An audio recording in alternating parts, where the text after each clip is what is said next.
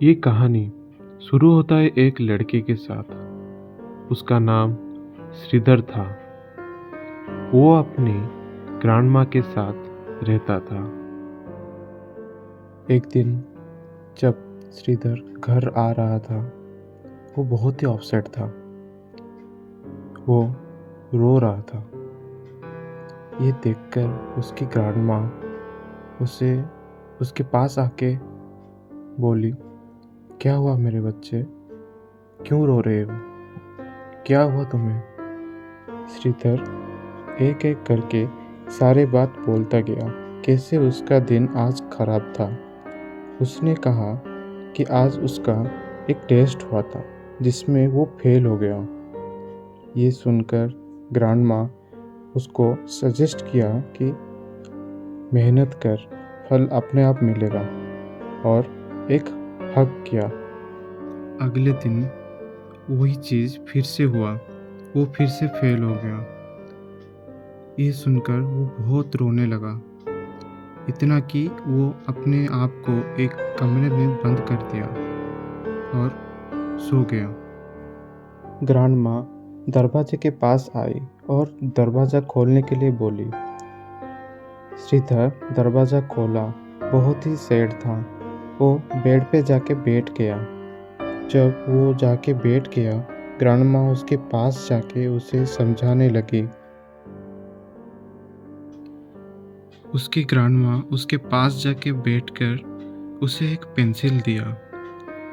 श्रीधर ये देख के बहुत ही परेशान हो गया। उसे समझ में नहीं आया। उसने सोचा, अगर मैं टेस्ट में फेल हो गया तो ये पेंसिल वो डिजर्व नहीं करता। ये सुनकर ग्रैंडमा हंसने लगी और कहने लगी, पेंसिल और तुम एक जैसे हो। पेंसिल से हमें कुछ सीखना चाहिए। तुम जो पेन फील कर रहे हो वो उसने भी किया है जब हम शार्पनिंग करते हैं। अगर तुम कुछ नहीं करोगे तो ऐसे ही पेन फील होगा। ऐसे ही करके तुम एक बेहतर स्टूडेंट बन पाओगे। श्रीधर कुछ समय शांत रहकर उसकी ग्रैंडमा को पूछा, मैं ही क्यों? सब मेरे से स्मार्ट है, सिर्फ मैं ही हूँ जो स्मार्ट नहीं हूँ। एग्जाम से पहले मैंने बहुत पढ़ाई की थी, फिर भी मैं फेल हो गया, क्यों? ग्रैंडमा थोड़ी सी मुस्कुरा के बोली, हर समस्या का समाधान होता है और हर चीज़ का एक कारण होता है होने का। हर चीज़ का वेट करो, सारे गलतियों से कुछ ना कुछ सीखो, यही लाइफ है। और फिर से वो पेंसिल के बारे में बोलने लगी। जितने सारे अच्छे चीज़ पेंसिल के बारे में हम जानते हैं, वो सब पेंसिल के अंदर ही है। वैसे ही तुम्हारे अंदर भी बहुत सारे अच्छे चीज़ हैं जो तुम्हें ढूंढना चाहिए।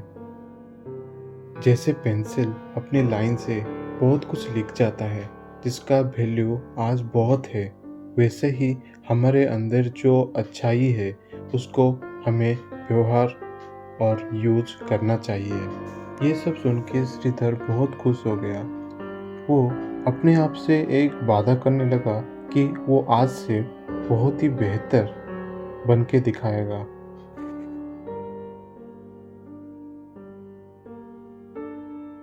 इस तरह से ये कहानी इधर ख़त्म होता है। इस कहानी से हमें क्या सीखने मिला, क्या आप जानते हैं? अगर जानते हैं तो कमेंट में ज़रूर बताना। कहानी से हमें बहुत कुछ सीखने मिला।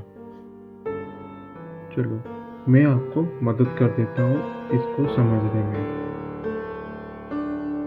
अगर आप अपने एबिलिटी को पहचान सकते हो तो आप कुछ भी कर सकते हो। विस्तार रूप से बात करें तो हमें इसका मतलब जानना पड़ेगा।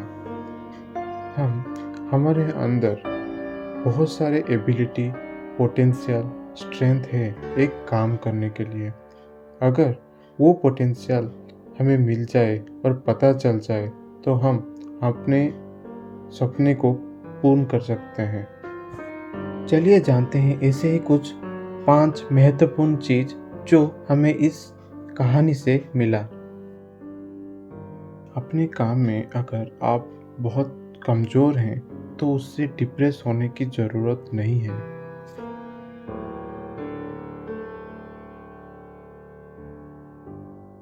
बच्चों को समझाने के लिए हर एक माता पिता को एक चीज़ करना बहुत ज़रूरी है, उनके साथ दोस्ती।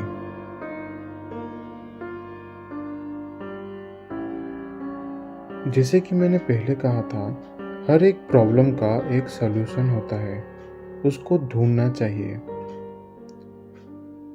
कुछ प्रॉब्लम बहुत समय लेते हैं पर उसका भी सॉल्यूशन होता है।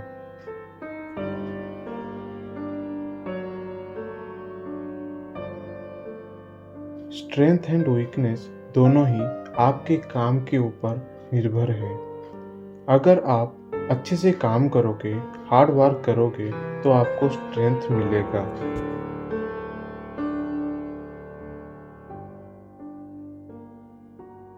इमेजिनेशन बहुत ही बड़ा पावर है।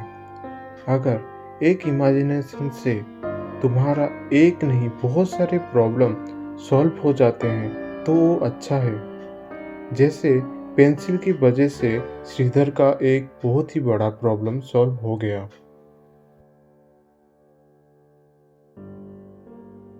If you believe in yourself and have dedication and pride and never quit, you will be the winner. Believe in yourself, take on your challenges, dig deep within yourself to fight with the fear. Never let anyone bring you down. You got to keep going.